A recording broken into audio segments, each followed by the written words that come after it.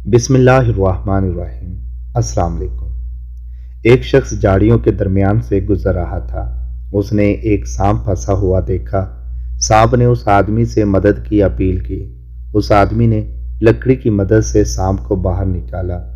बाहर आते ही सांप ने उस आदमी से कहा, मैं तो तुम्हें डसूंगा। उस शख्स ने सांप से कहा कि मैंने तो तुम्हारे साथ नेकी की है, तुम मेरे साथ बदी करना चाहते हो। सांप ने कहा, हाँ, नेकी का बदला बदी है।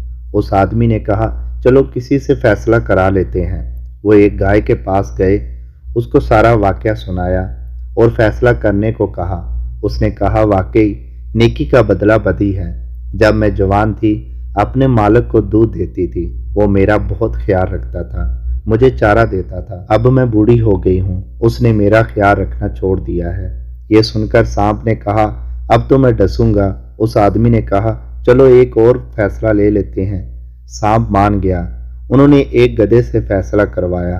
गधे ने भी यही जवाब दिया कि नेकी का बदला बदी है। जब मेरे अंदर दम था, मालिक के काम आता था, वो मेरा ख्याल रखता था। जो ही मैं बूढ़ा हुआ, उसने मुझे भगा दिया। सांप इस आदमी को डसने ही लगा था कि उसने मिन्नत करके कहा, एक मौका और दे दो। सांप के हक में 2 फैसले हो चुके थे, इसलिए वो आखिरी फैसला लेने पे भी मान गया।